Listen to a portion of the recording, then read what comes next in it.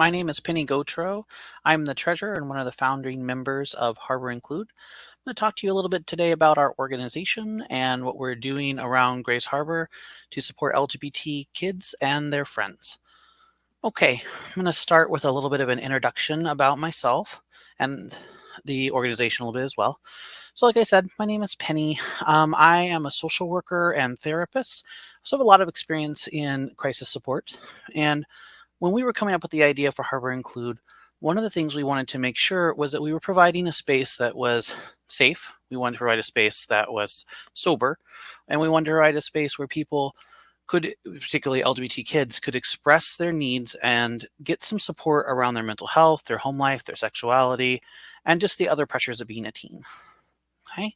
Today we're going to talk about gender, sexuality, and sex and the differences between the three, systemic and personal biases, strategies that we're using that are working, and why we're doing it. If you need to contact me, you are certainly welcome to do so. We are available on Facebook at facebook.com/harborinclude.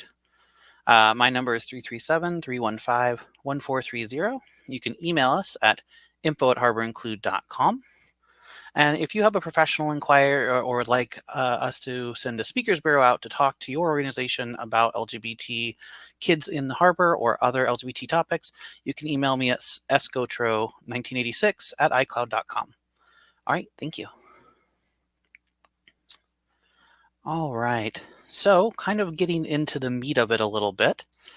We'll start with the who, what, why, and how. So why LGBTQ?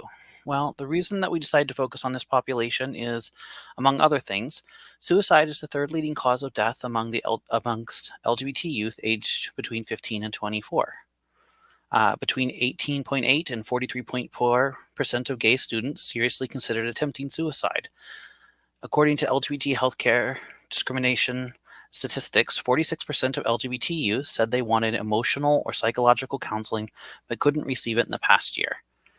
We have the source listed at the bottom, and most of these numbers are from 2018. Some of them go back as far as 2010. It just depends on what data is available. On the harbor, I really want to point out that last one about not being able to get access to counseling even when it's wanted. That's been a serious problem. And while Harbor Include does not provide counseling services, what we do provide is adults who are willing to listen, a place that's safe to explore and be yourself, and often that alleviates some of those same psychological pressures. We can also help our youth find services in a more formal capacity when they're available. Okay, I'm going to start looking at what we mean by gender, sexuality, and sex, which are the three parts of the LGBT identity that we're maybe focusing on as far as youth finding ways to how they identify and being able to practice and change that as needed. So when we're talking about gender, we're talking about the internal perception of one's gender and how they label themselves based on how much they align or don't align with what they understand their options for gender to be, often conflated with biological sex or sex assigned at birth. Examples would be a or bi gender, or gender queer, gender fluid, gender non-binary, or gender curious. If you're curious about these definitions further, you can definitely check these out. They're on glisten.org, or you can go to safezone.org, both of which have glossaries of up-to-date terms. I do want to point out that these terms change over time, both their meanings, how often, like how many people are using them or identifying with them. The most important thing you can do with these terms is kind of familiarize yourself a little bit and ask the people that you're working with, especially when you're working with youth. So we work with 13 to 18-year-olds. Their identities change and their labels change and their pronouns change, and that's okay. So the best thing you can do is ask them and be open to those changes. So gender is a construct. It's made up of traits and behaviors that have been assigned or a tag by culture. Gender doesn't look the same everywhere, even for established gender roles. If you want to think about it in maybe simple terms, we have established gender roles of sort of what it means to be male, what it means to be female. And then within those, we have subtypes, like, for instance, a tomboy might be a subtype of what it means to be female. So gender roles are a social construct that are basically comparisons to what we think of when we think of those genders. And since all of our comparisons and all of our measurements are different, it means genders can be pretty complicated. The important thing is to be flexible. Gender constructs change over time, both for cultures and for individuals. Okay. Next up, we'll take a look at sexuality. Sexual orientation or sexuality, the type of sexual, romantic, emotional, spiritual attraction one has the capacity to feel for some others, generally labeled based on the gender relationship between the person and the people they are attracted to, often confused with sexual preference. So you might hear asexual, bisexual, metrosexual, homosexual, heterosexual, sapiosexual, demisexual. Again, the important thing here is that people set their own identities. They might be, those identities might change, and especially when we're working with teens, they often do change. Some other terms you might hear are sapphic, MSN, which is men who have sex with men, or MLM, men who love men, or WSW, women who have sex with women, or WLW, women who love women. Sexual preference is much bigger than this. It is a huge, fun, messy topic, and if you're doing it right, trying to sanitize sex from the LGBT community doesn't work. So that's another pillar that we're working with. We're recognizing a fine line here, right? We're working with 13 to 18-year-olds. These are teenagers, they're youth. But we know, actually, psychology suggests that sexuality begins as early as 5 or 6, that teenagers are thinking about these things. So as part of our mission to provide a safe place and a place that really results in positive outcomes, we have conversations about these things. We're open about, conversations and activity and needs, but it is ultimately a PG-13 space, a friendly, a safe place. So it's not a major focus, but it is a reality. Okay. All right. Lastly, we're going to look at sex. So sex assigned at birth, a phrase used to intentionally recognize a person's assigned sex, not their gender identity, sometimes called designated sex at birth or sex coercively assigned at birth, or specifically used as assigned male at birth, AMAB, or assigned female at birth, AFAB. Those are what you'll hear most often amongst young people. So you might hear Jenny was assigned male at birth, but identifies as a woman. Things to avoid. Referring to a person as transsexual. It conflates sex and gender and is outdated and at this point generally offensive. We'll talk briefly about TERF, which is trans exclusionary radical feminism. For the purposes of our organization, Harbor Include does not accept TERF philosophy. We believe that people's gender and sexual identities are separate and change and are fluid over time. And we believe that the important thing is that people can identify the way that makes them feel comfortable. Since that is not embraced by TERF philosophy, it's not something that we embrace in our organization. Briefly, I also want to mention GID, which is gender identity disorder. This is a psychological diagnosis. It is required for getting support from insurance in terms of gender affirming surgeries or hormones, basically anything medically related. However, outside of the medical need with insurance, there's no reason to be asking someone about their diagnoses or if they have GID or telling them that they do. It would be just like asking someone about a diagnosis for anything else. It's just not something we do or we think is appropriate. Okay, so now that we have a little bit of context about what we mean when we say that we are a Harbor Include is a safer space on the harbor for LGBTQ youth and their friends. We do events in partnerships with events on Emerson and Hoquiam. So now that we've kind of defined what we mean by LGBTQ, let's talk a little bit about the organization. So this organization started as an idea in the summer of 2016, and we opened our doors in the first couple of weeks of January 2017. We do work with events on Emerson in Hoquiam. They provide us with the space and is our physical location. Some of the things that we do on a nightly basis, we have our volunteers arrive about half an hour before the youth arrive. So that's at 5:30. We ask volunteers to arrive. We set up snacks or meals depending on the day. We set up activities. These might be crafting events. These might be video game tournaments. These might be educational events like an inclusive sex ed. So any activities that we're doing, we set up. We usually have access to 2 rooms, depending on the number of volunteers we have available. If we do, one room is where we set up the activity and usually also like multimedia things such as movies or music videos.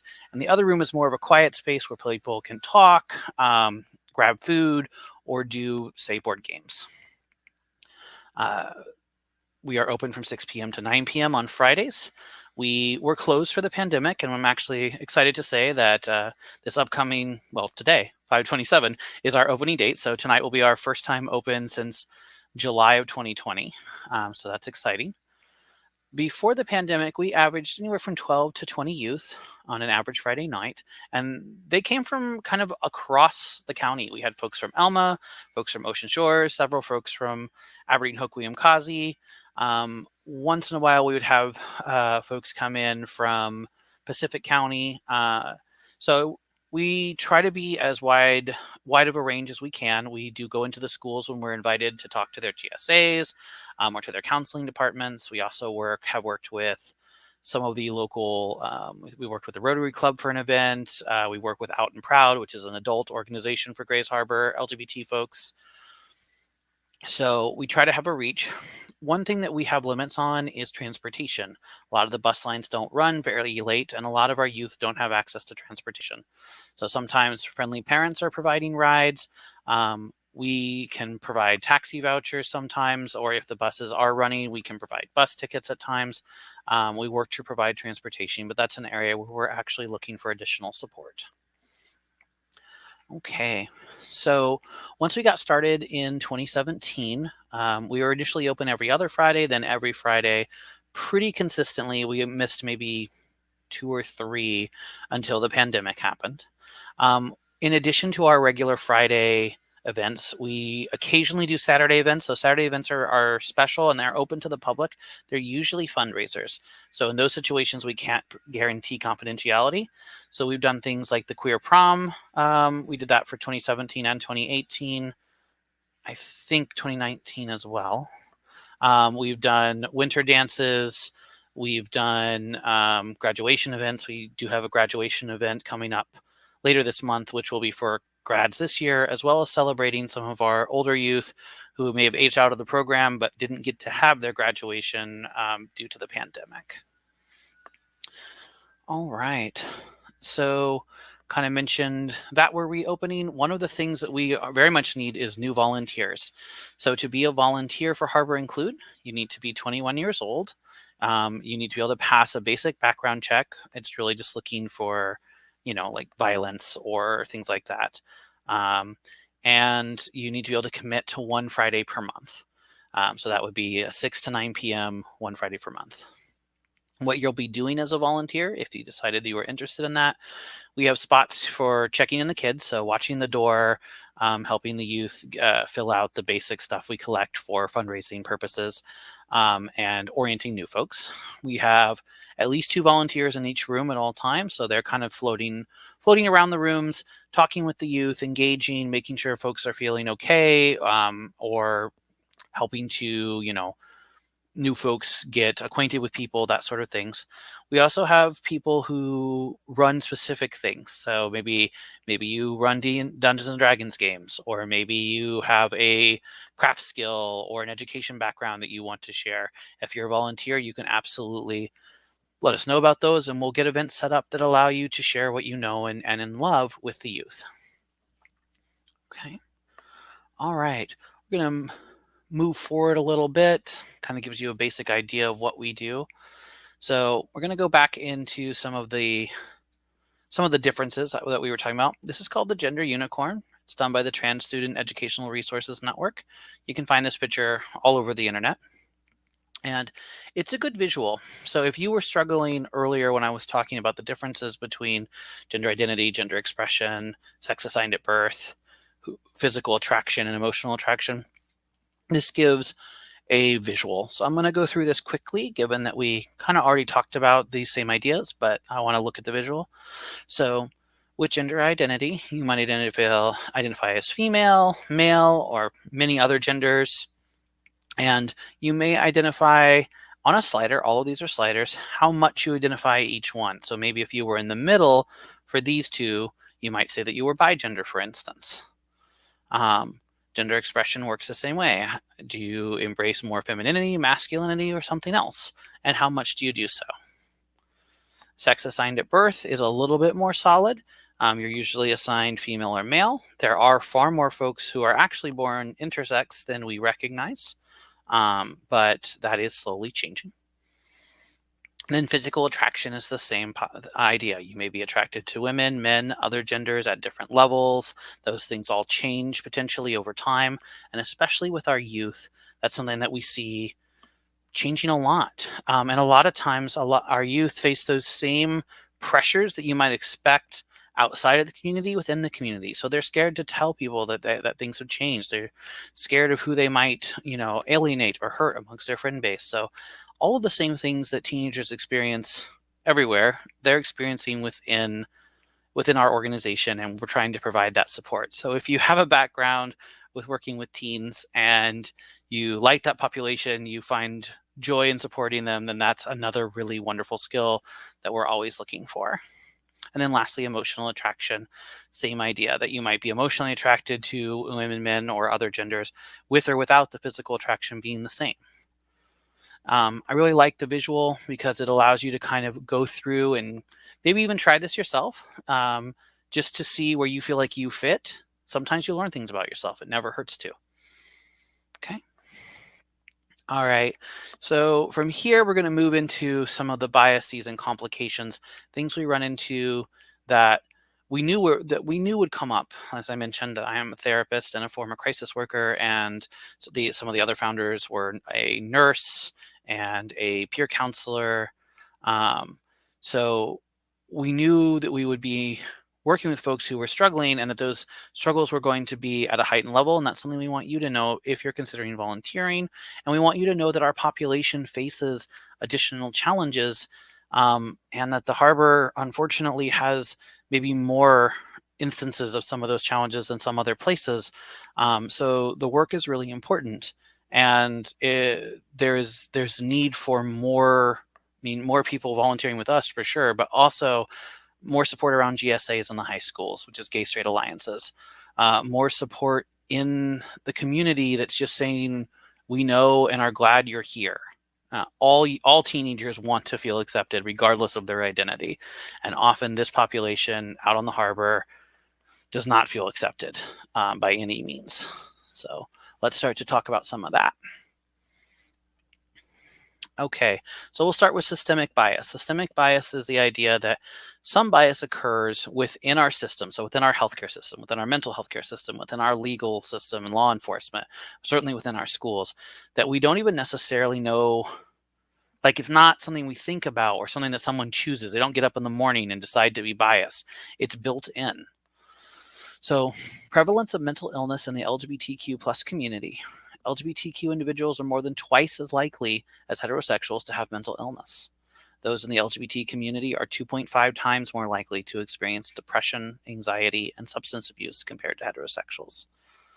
31% of older adults in the LGBT community report depressive symptoms, and 39% report serious thoughts of suicide. Women who identify as lesbian or bisexual are more than twice as likely to engage in heavy drinking in the past month than heterosexual women. So these are pretty significant, and this just touches the iceberg, to be honest. What we're trying to get across by sharing these statistics is simply that, in general, you can expect that LGBT teens are more likely to experience, I guess I should say, social consequences like increased drinking, increased suicidality, increased homelessness, compared to their peers. And so part of what we're providing, even though it's only 3 hours a week on Fridays, is we often provide meals, we often provide snacks, we send kids home with food, we send kids home with clothes.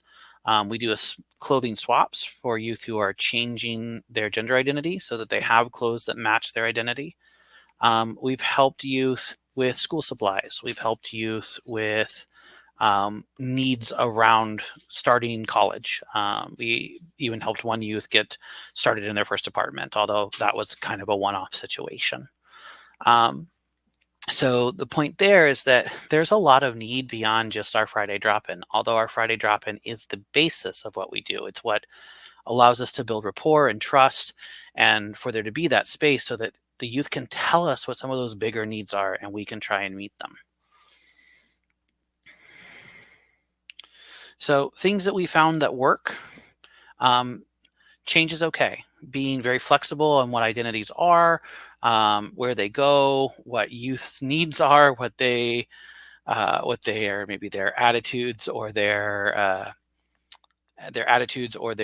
sort of state is on a week to week basis. I mean, teenagers struggle often with emotional regulation and being flexible and being supportive. For a lot of them, they're not getting a lot of kindness from adults, and you'd be surprised how far a little kindness goes.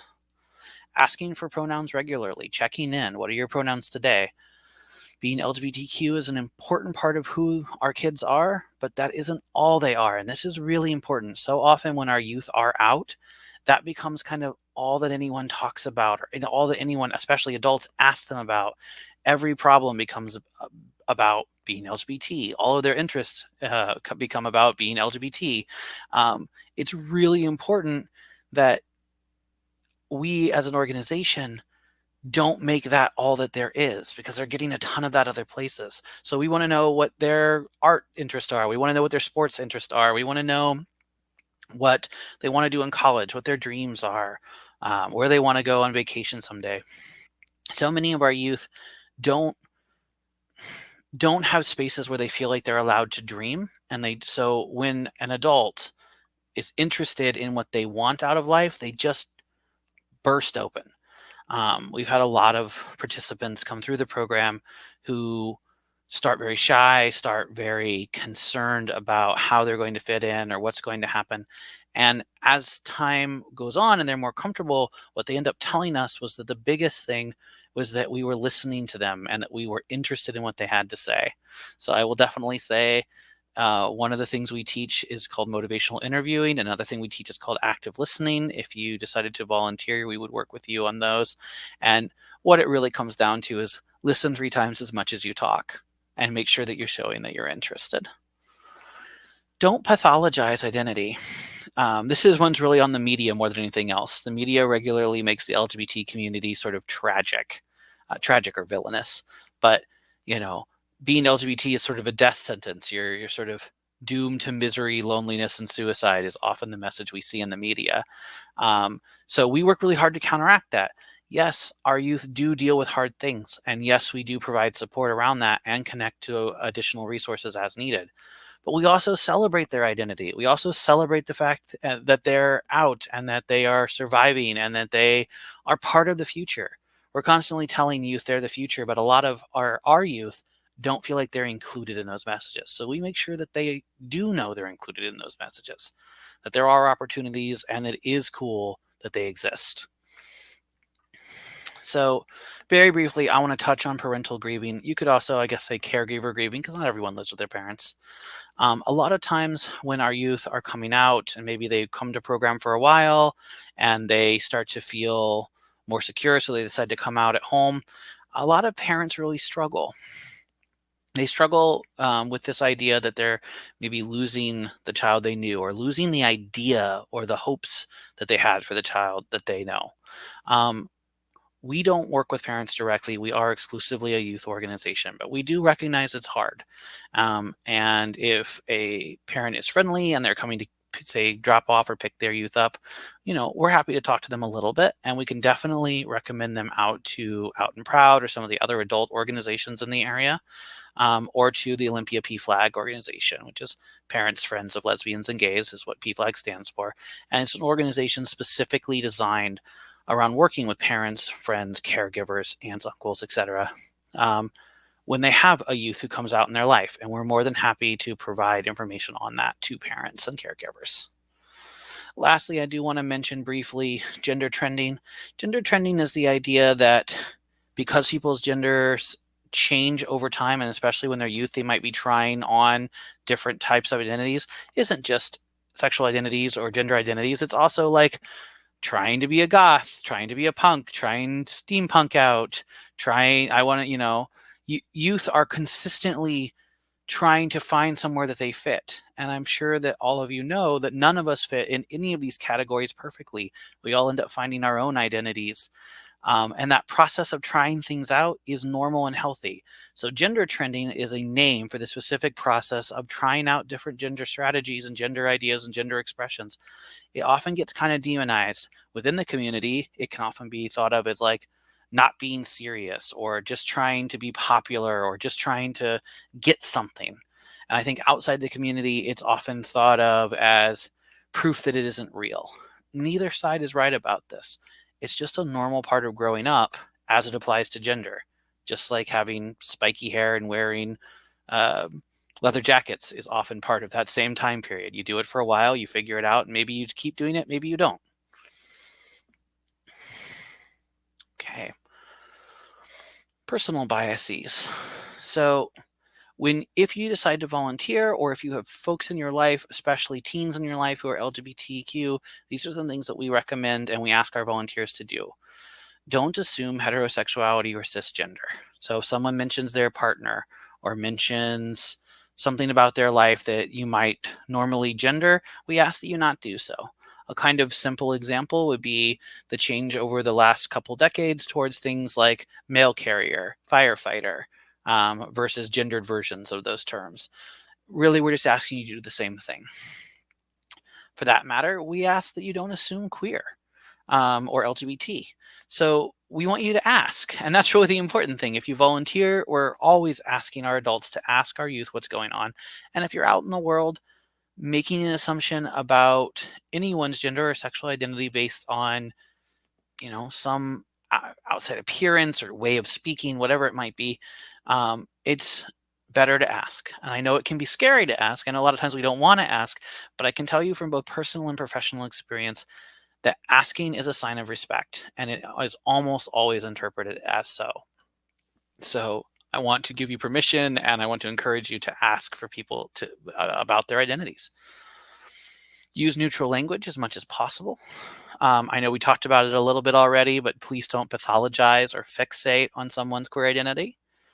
And then if you decide to volunteer, we're going to ask you to resist the urge to overly identify with participants or their parents. So it's so easy when you're working with teens because they have really strong emotions all the time, and maybe the experience they're having with their parents for them is really negative. And we want to make sure that we don't pile on. Their friends are going to support them in those ways of, whatever it is, their friends are going to support them. Our job is to try and help them work through it, come to conclusions that will help them move forward with their goals and they're in line with their values. Our job is not to sort of pile on against other people in their life. Okay. So complications we have seen or do see with our youth on Friday nights, these things come up. Body image issues. Over 90% of trans women, so 90% of feminine trans folks, let's go with that, have body image issues at some point, especially often when they're in their teens and 20s. Eating disorders are overwhelmingly common. They're 4 times more likely in trans and non-binary populations than in cis populations. Depression and suicidal ideation or self-harm, self-injury are unfortunately very common. Suicide rates are, again, much higher in LGBT populations than they are in heterosexual and cis populations. PTSD and trauma, those are common kind of across the board, but there are some types of PTSD and trauma we see more often. There's a lot more instances of parents kicking their kids out within, especially the trans community, but the LGBTQ community in general. It does happen here in Washington, and it is a problem both statewide and nationally. We see significant higher risk of sexual assault, especially if someone does experience homelessness as a young person. So those two go together very well. Personality disorders, particularly borderline personality disorder, is more likely to be diagnosed amongst LGBT youth. One of the problems is that some of these personality diagnoses have stigma within the medical and mental health community. And so when professionals look at those charts and they see those diagnoses, it can be really easy to kind of stop listening and stop realizing there may be a lot of very real things going on along with those emotional dysregulations. So if you're watching this and you're a professional, I really want to caution you that because personality disorders are so much more common, you need to be additionally careful about your own biases around some of those diagnoses. Homelessness, I kind of already mentioned that. Sexual assault, I also already mentioned. Childhood violence, where this really tends to come up is after someone comes out, or if they're outed, if someone, it gets back to their parents and they didn't want them to know. Violence is unfortunately very common. Violence also happens at school a great deal towards folks who are LGBT or who are just assumed to be LGBT, whether they are or not. So bullying prevention, bystander intervention, listening, and in the case of Harbor Include, most of us are mandated reporters. We talk to our youth about that reality, and that if they want help, we can help them get it. And if they tell us certain things, that we have to report it, and that does happen. So we make sure to be very transparent with our youth about those realities. Okay. Quickly, I did want to spotlight eating disorders and body dysmorphia and dysphoria. Approximately 13.5% of transgender college students report using diet pills, and 16% of transgender individuals have been diagnosed with an eating disorder. That's in comparison with between 3 and 9%, depending on the year and the way that the study was conducted for heterosexual and cisgender folks. So it's significantly higher. And we make up a smaller part of the population, so those percentages are amplified. This is a growing problem. It's a growing problem with all types of trans and non-binary identities and all types of folks who, regardless of what gender they were assigned at birth. There's also less resources that are familiar with the way that these things interact. So for instance, dysphoria is a feeling of discomfort around your body as a result of it not meeting your gender expectations. And dysmorphia is a misunderstanding of how your body reacts in space and actually exists objectively in space. Often these two things get conflated, and often these two things are connected, and that requires additional knowledge and additional training. Okay. So some resources that we do have, the safezoneproject.com is a great sort of factual reference. A lot of the facts and statistics in this presentation come from there. GLSEN.org, which is the, I forget what GLSEN stands for actually. I know it's Education Network. Gay and Lesbian Student Education Network, that's it. GLSEN has a lot of resources for LGBT youth. It has a lot of resources for schools and for parents who are interested in being supportive. The Trevor Project runs a 24-hour suicide prevention hotline for LGBT folks, and they are more likely to be supportive if someone is dealing with suicidal ideation or self-injury, and they are queer. This book, Hello Crew World, is another suicide prevention resource. It's written by a trans person who has experienced suicidal ideation and comes at it from sort of that lens of understanding, and it can be a really good support. And I mentioned the connection with eating disorders and it being a growing problem. The Emily program is one of the possible options for eating disorder treatment, and they do have some specific education and resources around the transgender community. Okay. All right. So if this was a live presentation, this is normally where I would ask for questions, but instead I'm going to give a couple of additional resources, or not really resources, I guess, additional things that we do outside of our normal programming. So we have a speakers bureau. Actually, talking to you all here today in this recording is part of our speakers bureau program. We've also gone to the NACEL youth camp, which is a part of the Reformation system. We have done work with local Rotary clubs, and we can absolutely come and speak to your organization. Or if you're interested in being part of our Speakers Bureau, you do have to be a volunteer first and participate with the kids directly. But if public speaking is something you enjoy, that's definitely an area where you can help. We are a registered 501c3, so we can get support if you want to support in terms of fundraising or helping get our name out there. That's definitely something we can work with too. Let's see. The last thing is I did earlier on in the presentation mention that transportation is a consistent issue.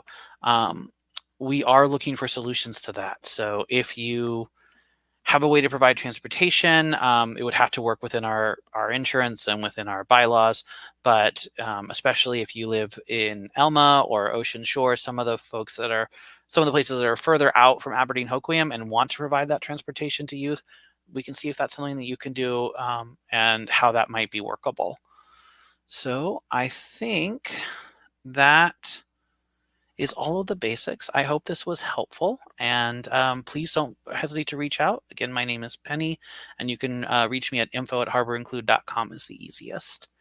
I'll go ahead and leave my contact information up here on the screen as we close out.